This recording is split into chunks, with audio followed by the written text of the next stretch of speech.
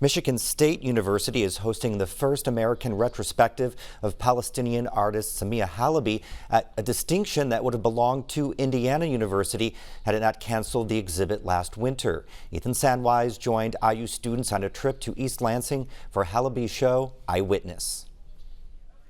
45 IU students huddled outside the Indiana Memorial Union at 7 on a Saturday morning to make the 9-hour round trip to Michigan. MSU's Broad Museum of Art is hosting Halaby's first American retrospective. Her work is also displayed at the Guggenheim, the Art Institute of Chicago, and the Detroit Institute of Art. I think it's very important that it's here because it was at MSU that she really dug into this journey to become an abstract painter. But this show is supposed to be the second. Halaby's work would have originally been shown this spring at IU's Eskenazi Museum. That school has as good a claim to the artist as Michigan State. Halaby received her MFA at IU and taught painting there. Samia Halaby is one of the most famous Palestinian artists of the 20th century. To have her here at Indiana University campus was an amazing opportunity for me just as a scholar of Palestinian culture. But the university canceled the show without public announcement in December over unspecified security risks, inflaming campus as well as the art world. Shame on Wigton! Shame on Wigton! The cancellation was one of several events that led to major protests against the administration at IU. Serendipitously, both Professor McDonald and I were on Dunn Meadow during the protests in April, and we started talking to one another, and I said, I'm really thinking of taking a group of students up to see the Samia Halaby exhibit this fall because they weren't able to see it at IU. Lichtenstein is teaching a class on curating exhibits. McDonald's students are learning about protest art and music.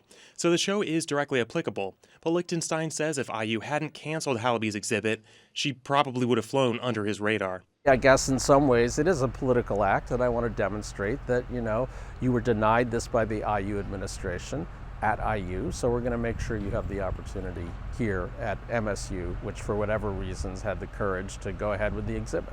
IU is still paying for the trip, though, which Lichtenstein says costs around $8,000.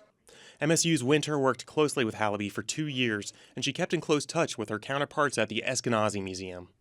Stephen Bridges, the director of the Broad Museum, wouldn't comment directly on the cancellation at IU, but said he worked closely with MSU so the exhibit could proceed safely. The museum is also very committed to being an open forum for expression and really for civil dialogue, for the expression of different ideas, the exchange of ideas in a respectful and, again, a civil atmosphere. Halaby is an abstract painter. Some of her work has titles such as Occupy Jerusalem, but you couldn't tell it's political just by looking at it. Other pieces with titles like Toronto Aquarium and Morning in Your Heart don't drop any political clues whatsoever.